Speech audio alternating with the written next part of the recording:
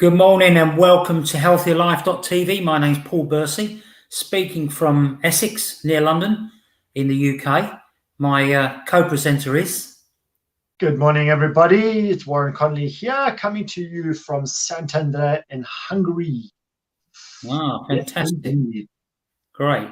Okay, today's podcast, Facebook Live, is about a gluten-free diet.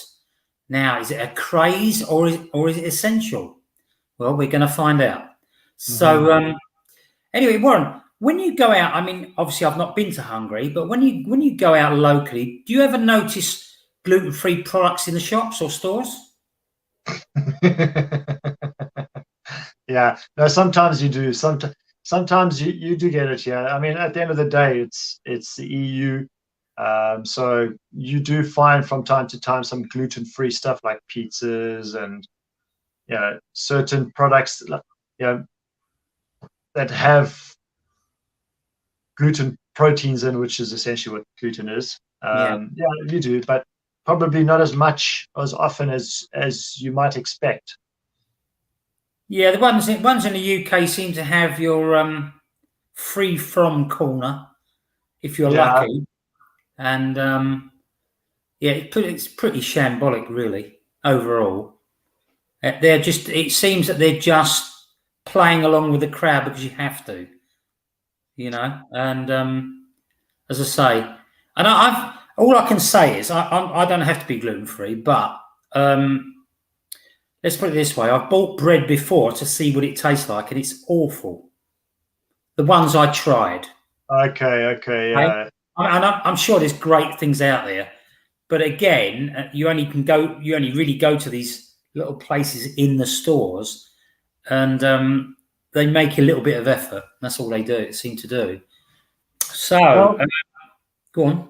If you get into what gluten is, it's quite limiting in terms of trying to make breads or baked goods free of gluten. Because essentially, that's right, because it's a structure. It's the structure of bread normally, and you take that structure away, and it becomes a totally different product. Because look, what essentially gluten is, it's a protein that's found in grains. Okay. Yeah. And one of the few grains that doesn't have gluten is millet. And you don't get many places that make bread from millet nowadays. Rice doesn't have gluten in it. Quinoa doesn't have gluten in it. Buckwheat doesn't have gluten in it. And millet is the other one. But you don't, as I said, you don't find enough places that actually make baked goods or pastries or anything like that from millet these days. But otherwise, it's normally wheat, rye, and barley, isn't it? They're the things that will have gluten. Yeah, exactly. Wheat, rye, and barley. True. Yeah. Have you been drinking? There's a bit of a tongue twisting foobar there, but in saying that, gluten is also it's a form of protein structure. It's a structure of proteins. It's a form of proteins. It's collective as such. Kind of like dementia is a collective of different mental conditions, or neural conditions. So is gluten, and therefore it's going to be difficult for people to make things without gluten and still have it feel the same, taste the same, and so forth, because it is a protein. Yeah, I mean, look, the bottom line is the actual gluten is actually it turns into the gluten really because of what they do to the bread. Because when they're manipulating it and kneading it, that's when it rises to the top. And as far as I can see, and then because it gives that bread the sponginess, the elasticity. Elasticity, that's it. Yeah. So So now we know what gluten is. Is it harmful to the normal person? Well, this goes to is it like a fad diet type of thing or not? And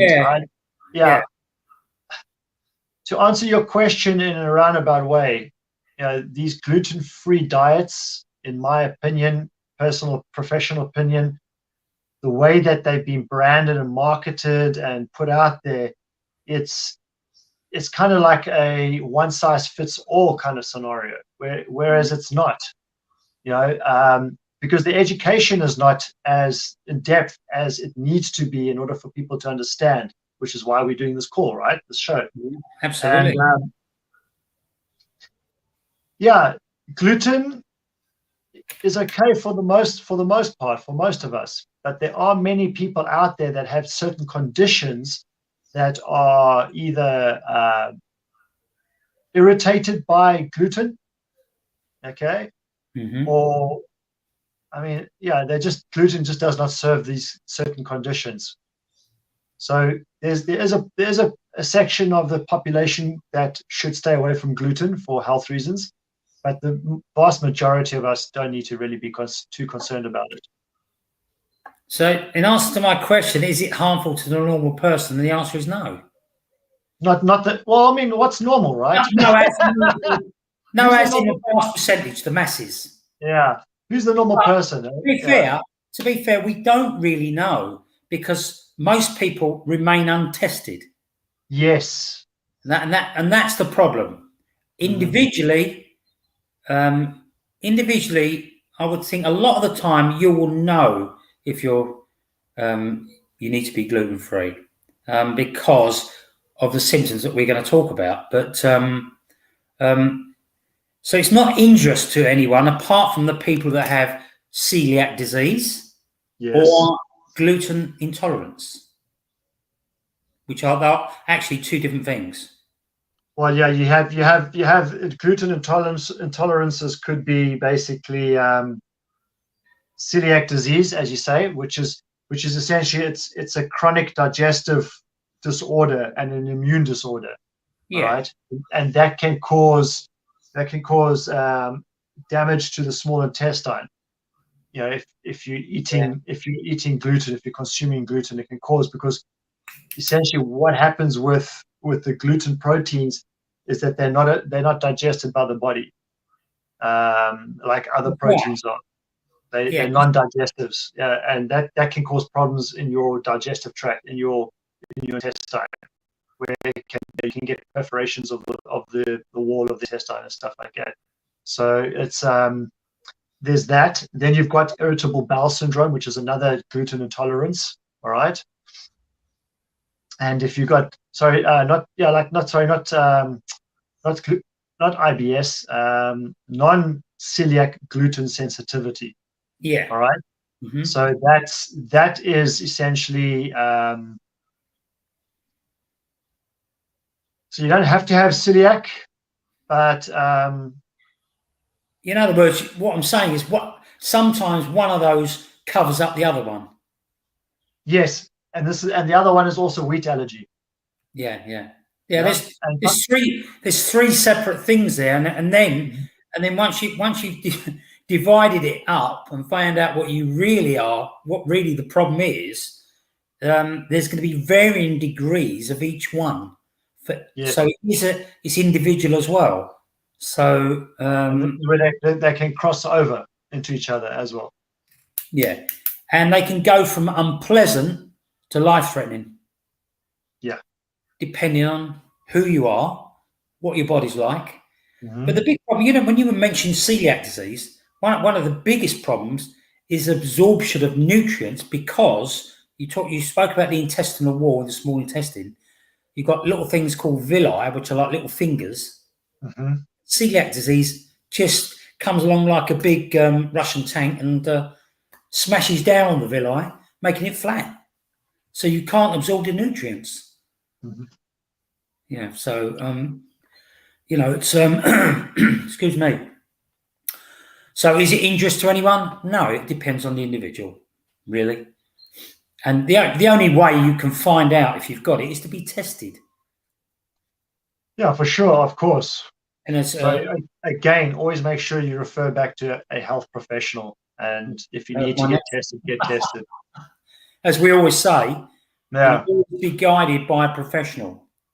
and whether it's a nutritionist who will guide you towards a doctor or a dietitian, and it all depends on what each individual thing is that's happening to you.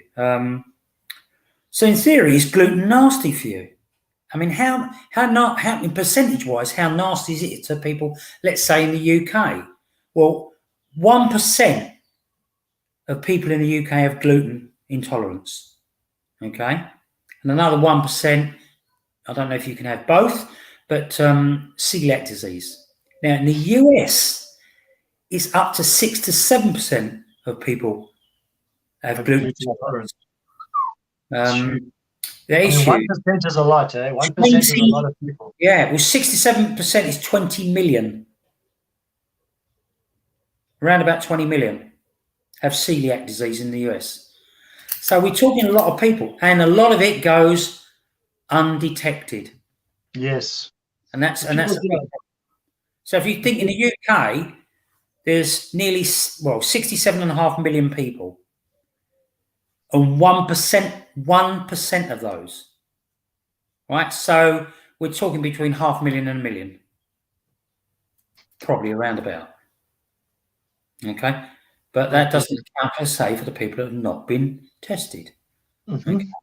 And because your condition might be slight, you probably live with it for all of your life and not even know it. And that's what I think. All right. Obviously, the more symptoms, the more serious the symptoms, the more likely you are to go to the doctor and say, "Look, I've got these symptoms," or having the doctor question you and then getting the symptoms that way. But if you've got, what it's like, you have a little ache or pain in your ankle, it's only a little one, but you let it go, I mean, one of the symptoms of a gluten intolerance is headaches.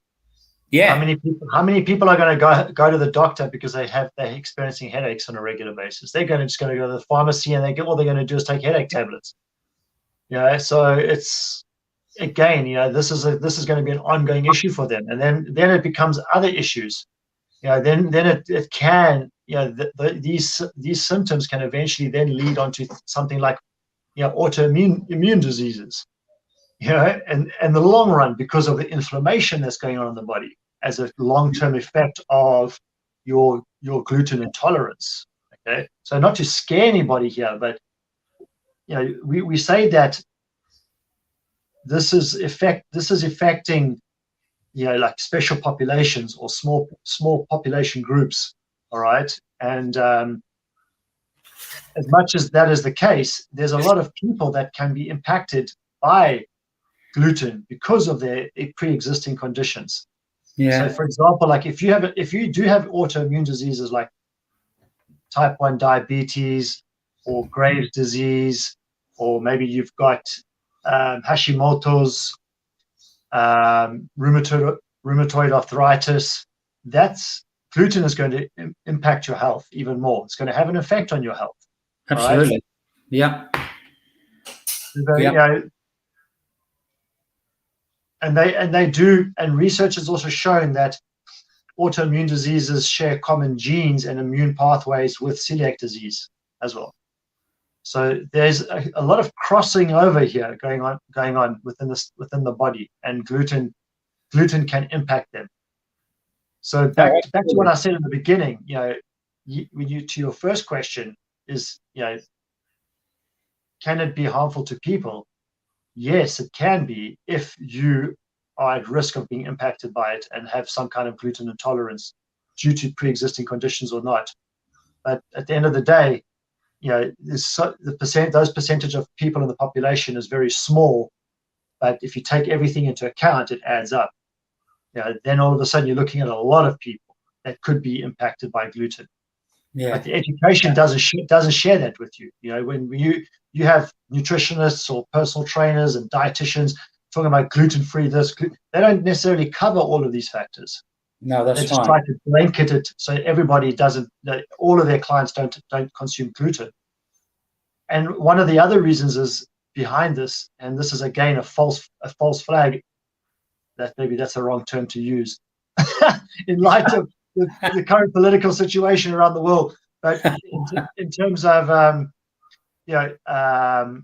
one of the yet to be confirmed through research, because there's just not enough research and evidence as such yet, is that a lot of people claim that if you cut out gluten, you can lose fat. That hasn't been proven yet. That's yet to be proven. There's not enough evidence to show that cutting gluten out of your diet will help you to lose fat. So, and this is very often the reason why personal trainers or dietitians and nutritionists will say, cut out gluten. Yeah, I would say if I'm not a personal trainer, I'm a nutritionist. I would say, if they had the symptoms, I would say get tested. There's two ways of testing. One is the simple blood test, okay, that we're all probably used to, and the other way is to have a I can't remember what it was now, a biopsy done. Okay. From the intestinal wall.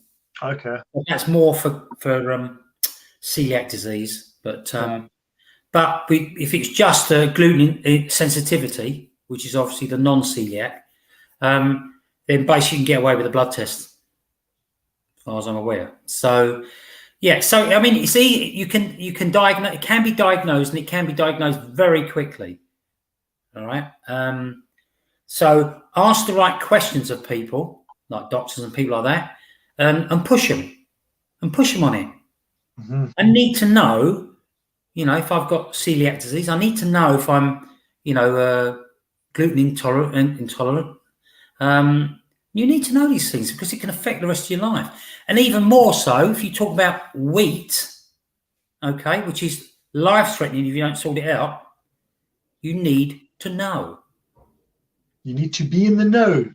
Now, we know that obviously these things cost money. But so does the after effects of a disease and a condition. What's happened now? Is it me or is it Paul? Paul's kind of either he's gone into frozen mode or it's me that's gone into frozen mode.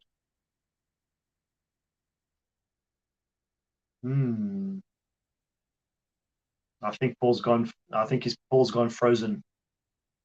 I'm just trying to remember where Paul was now in the conversation.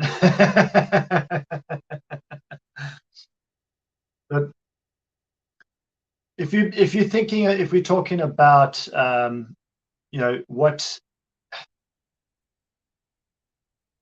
what the symptoms of gluten are, okay, so we're still going. So if you're talking about what the symptoms of gluten look like, okay, as I mentioned earlier, you have headaches.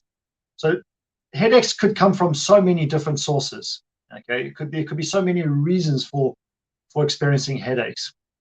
But this is something that you can start to either try to adapt towards through your diet, or just become more conscious and aware of when are you experiencing headaches? When do you feel you're getting headaches on a regular basis?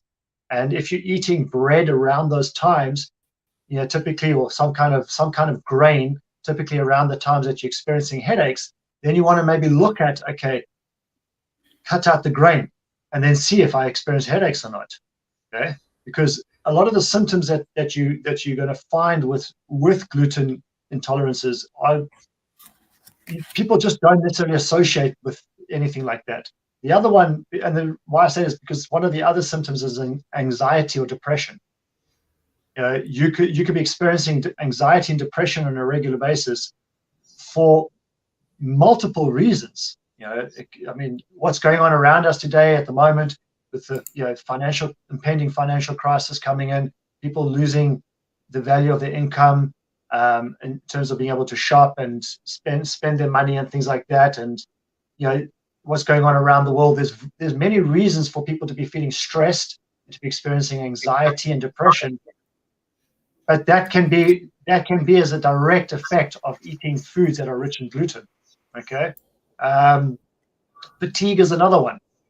If you're experiencing fatigue on a regular basis, figure out, when am I experiencing this fatigue? When do I feel the fatigue? brain fog, again, that goes hand in hand with fatigue very often. People are fatigued and they're experiencing a lot of brain fog. Okay, Paul, there's some feedback, audio feedback coming in from somewhere. I don't know if it's just a delay, a lag, because you've just come back on or not. But anyway, and then on top of that, I'm not sure. Okay, it just happened again. And on top of that, you've got pain. So obviously pain. Now, this is something that Paul and I both specialize in, is with pain. So if you're experiencing a lot of pain in your body, yeah, and you do have a gluten intolerance, that's going to be because your body's chronically inflamed, and you want to do something about it. You definitely want to do something about that. Yeah, you could be. Yeah, if it's just pain that's just all of a sudden starting to come up in your body for no apparent reason, then you really want to look at cutting out grains out of your diet immediately. Because if the moment that pain becomes overly chronic, like you get obesity and you get morbid obesity, you get inflammation, you get chronic inflammation, and then you get really serious chronic inflammation, you're on the pathway to some other, a range of other diseases that could start cropping up in your body and in your life as a result of that. So if you're starting to feel pain in your body, cut out grains. And if that pain disappears, then you know that you have, there's a possibility that you have a gluten intolerance. And then digestive issues, obviously. It's not just celiac, or you got IBS, irritable bowel syndrome, or inflammatory bowel disease, which is IBD. And these can also be as an onset as a result of gluten intolerance, or maybe you have it from somewhere and then from some other source, whatever, another reason, and you're consuming gluten, and that just highlights the IBS or the IBD. So if you do have digestive issues, again, cut out the grains. And if you absolutely have to, then stick to millet, because millet doesn't have gluten in it. So stick to that. But even rye has it. But also, I'm not 100% sure on this, but if millet doesn't have gluten, then some of your more ancient grains, like millet and spelt, I think maybe in that case, spelt may not have gluten in it either. Or your Israel bread? Is it Israel bread? Israel grain. These are the ancient grains. They most likely don't have any gluten in. So if you absolutely have to have bread, then find sources for that. Sounds good to me. I was just going to say that how do you know if a food product is gluten free? If it doesn't have a an ingredient list on it, if it has an ingredient list, look on the ingredients list and see if there's any grain sources in the food. This is I think when we're talking about bread, and this is where you should, if you're using a baker, ask them, because they'll tell you. They know, they're professionals. They'll tell you. But other than that, if you're going to a supermarket or a store, it's about awareness, and that's the big thing. Do your research, do your investigation in your own, be your own little detective, because you can do lots on your own to be able to improve your life, and that really is the key. Because if you can't be bothered, why should anyone else?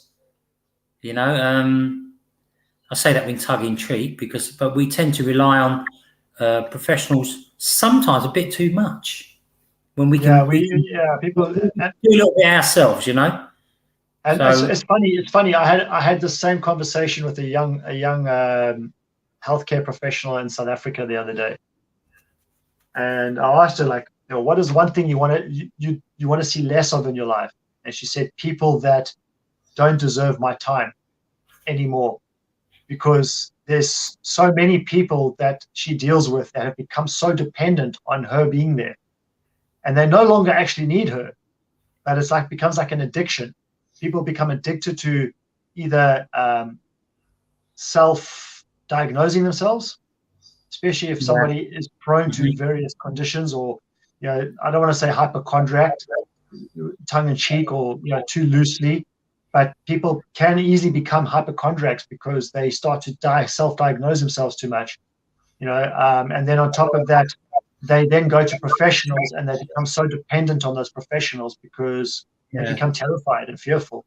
But we Well, need to take responsibility for ourselves. We have to. It's imperative. so, I mean, maybe a combination of both. So Yes, you stay abreast yourself of what you should be knowing, yes. and then backing it up with speaking to a doctor Hmm. and tell them what Hmm. you've done as well, because that's part of your history when you're talking about your medical stuff. So, as we know, there are, I think, about 400 autoimmune diseases. Now, without going into it too much, because we worry about it all the time, wouldn't we? But a lot of these will show themselves, as I say, and especially with something like celiac disease, which is an autoimmune disease, Yeah. where the villi, which is these little finger things in the small intestine, get damaged, flattened. Um, and say so 1 in 10 have an itchy rash as well. So bear that in mind. Some kind of dermatitis. So I couldn't pronounce the word dermatitis, whatever it is. So with gluten intolerance, body cannot digest gluten, and the usual symptoms are the same symptoms as for celiac disease. However, when it gets a little bit worse, then they start differing. But these basic ones go right the way through celiac disease, gluten intolerance, and wheat allergies. All right. Hmm. But then, as I say, with the wheat allergies, it's a little bit different because the body then recognizes that there's a foreign invader in the body and starts fighting it big time. And you can add things on, like you can get hives, itching, swelling, and so on. We're not going to go into everything, but you'll know something's wrong. That's the biggest thing. So don't wait. All right. Make a note of what these symptoms are and go and seek help. All right. Yeah. Very, very important. And don't forget the labels either on food. Because now, with laws and things like that, labels, although it's still not tight enough, in my opinion, they do guide you in the right direction. All right. So, yeah. So, all of these things can be overwhelming. Don't let things get to you. Find out what you can do and go and do it. All right. Because your quality of life is going to be affected. And that's That's what it's all about with all of this stuff. It's about having peace of mind, right? Yeah. Yeah. Yeah. And But you're not always going to find that peace of mind from a doctor or a health professional necessarily. So I mean from one source, that is. You may go to one doctor and they may just either not know enough, or they may just not have the time enough to actually do enough for you. So they just put you onto something. yeah. So look from different sources too. Don't only count on one source. And like you mentioned about when you're at the shop shopping, and if the product says gluten free, don't take it for word that it's entirely gluten free. Like every label, whether it's bio, whether it's fish sea friendly, like tuna friendly, or whatever, don't just take it for granted that because it has a label on it, it is what it is. It is what it says. Because very often these companies, they label these and brand themselves to make it seem as though it is, but it isn't entirely the case. And I'm not saying that everybody's lying, but don't just take it for granted. Again, take responsibility. And if you're not 100% sure, if you pick up a package that says gluten free and then you turn it around, you look at the ingredients list and something's on there and you think to yourself, that maybe shouldn't be there. then look it up. Try to do some research on it for yourself, or just put it down and move on to something else. Don't take the risk, because marketing is a multi-billion-dollar industry, and companies use marketing for a reason, and they use labels for reasons, because it gives them that credibility, but it doesn't necessarily mean it's the case. Even if you pick up stuff that says GMO free, it's not always the case. That's right. So, I mean, how do you know if a food product is gluten free? Well, you ask any celiac patient, and they'll tell you that they've already avoided wheat, pasta, and rye bread. Okay, but the problem is that some of this stuff is hidden. Yeah, right? It's hidden in foods, cosmetics, medications, and lots of other things. Yeah. So things like lip balms and lipstick and other cosmetics, even herbal and nutritional supplements. Okay, so again, you've got to be aware of everything. Medications, we say, even something as simple as Play-Doh. We've all played with that with the kids and things like that. That, can have hidden gluten in it. Personal care items, things like toothpaste and mouthwash. Again, very, very important. You've got to check them out. Even condiments, so when you're using the powders, you've got to be very careful with those. Sauces and gravies, especially something like soy sauce. Okay. Candy bars. And other candy, and also in the UK, we talk about Mars bars, and not necessarily Mars bars, but I'm just using that as an example because I love Mars bars. That's probably why I said it. So what I'm saying is you have to check, obviously processed meats as well, because they can add stuff in, soup bases, and then you go on to, I start going on to other things like malt vinegars, malt beverages, beer, all the types of beer, lager, ales, everything. So you can't have anything. It's like okay. Well, what I'm saying is consume coconut and water, and that's it. You'll be fine. Okay. Look, you're not gonna cut out everything. If it's only mild, you're just gonna cut down a little bit on things, so you don't have excess. That's one of the big things, but. It's nice to know, even if you don't cut them out, it's nice to know that pain is coming from the beer you're drinking. You're still going to drink the beer, I know. But at least you can say, well, at least I know what's causing it. I've cut out the other 90% of things. But there's your peace of mind. You know where the source is coming from. And look here, folks. It's the way I live my life now, and the way I work with my clients that are using our nutritional products is once you've cut down that chronic inflammation in your body, right?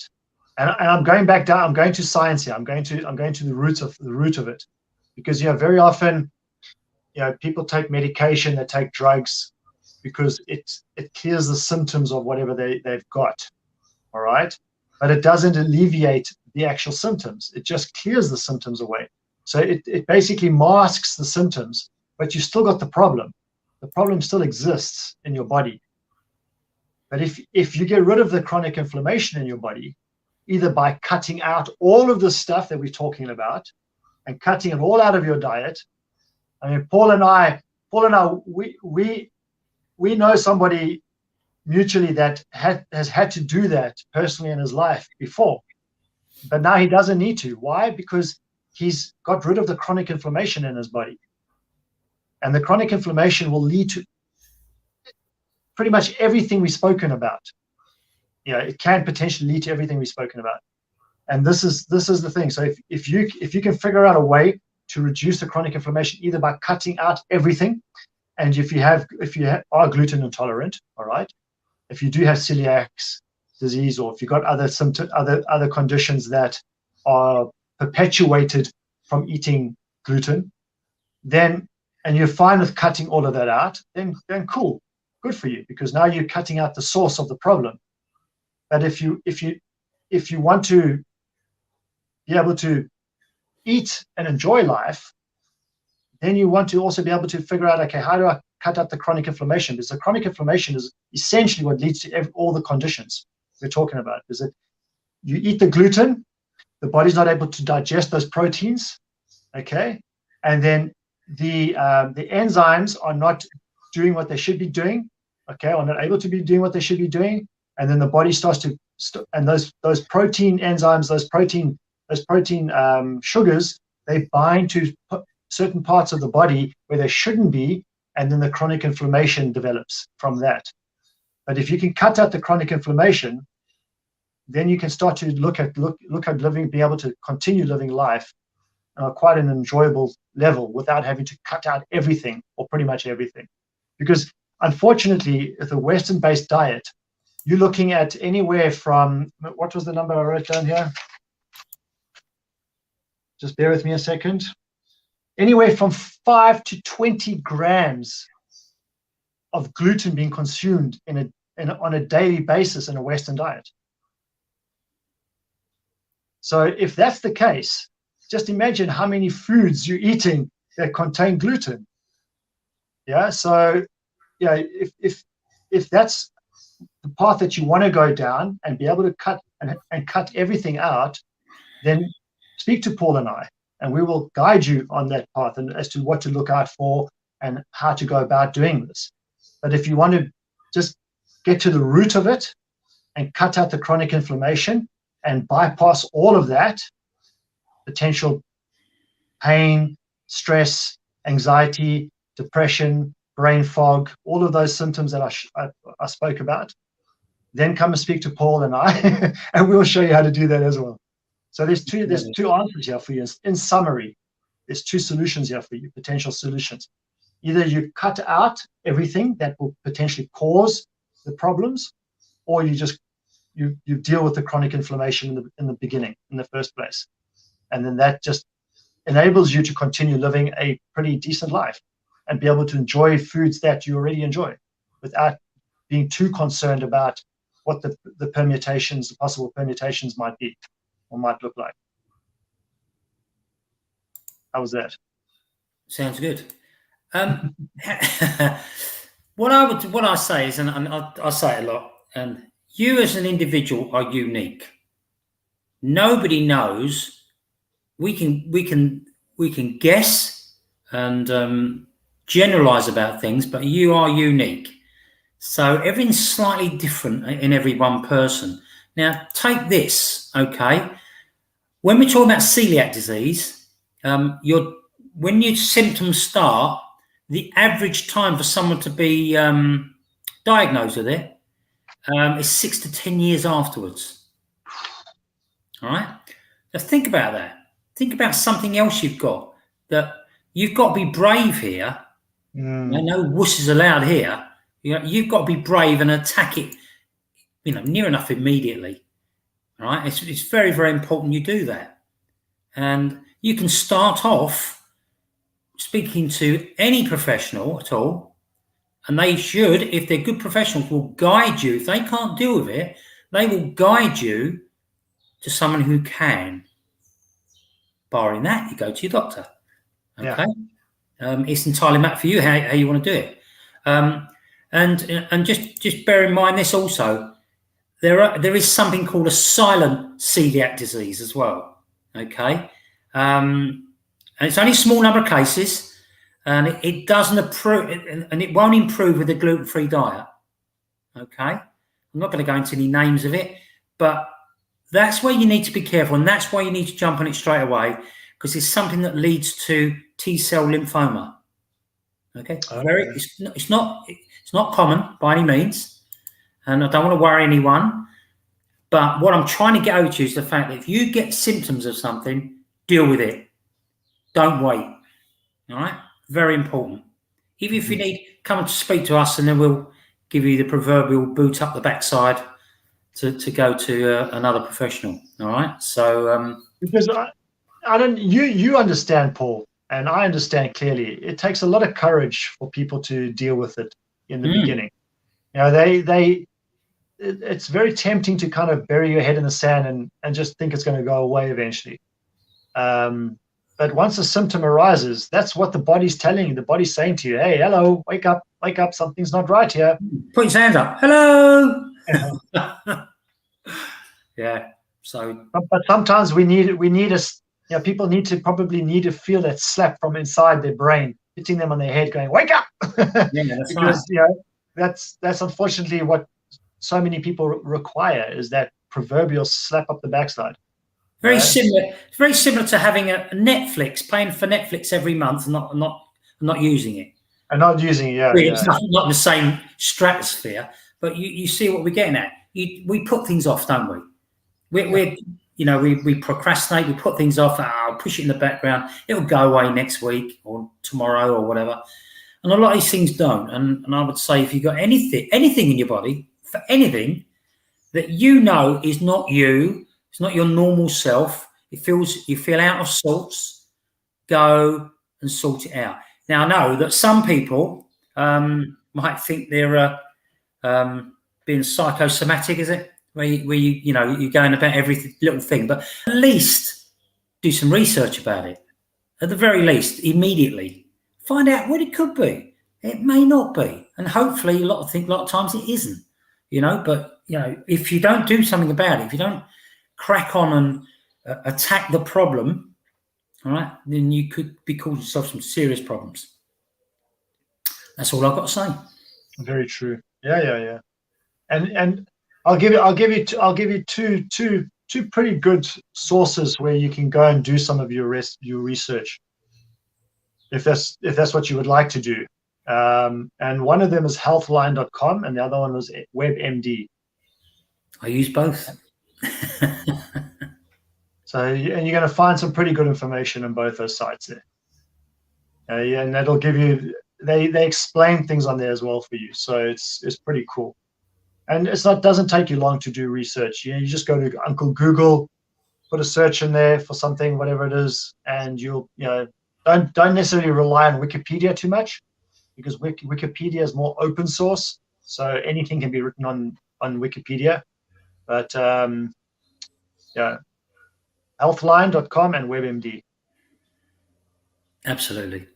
With that, unless you've got anything else to say, Warren, we're going to wrap it up. And hopefully we've given you some ideas of what to look for and what these things can do to you if you're left untreated, and also what you can do about them and some of the symptoms. So, hope you found it useful. Please share this if you found it useful. If you know anyone who's been complaining about maybe some of the same symptoms, and talk to them, guide them in that direction. If you like what you listen to, love, preferably than like, and because of Facebook like loves. So They love loves. they only like likes. But they love loves. They ignore likes. No, they ignore it. So with that, we're going. Have a great week, and we'll speak to you next week. Next Fantastic. Wednesday. See you later.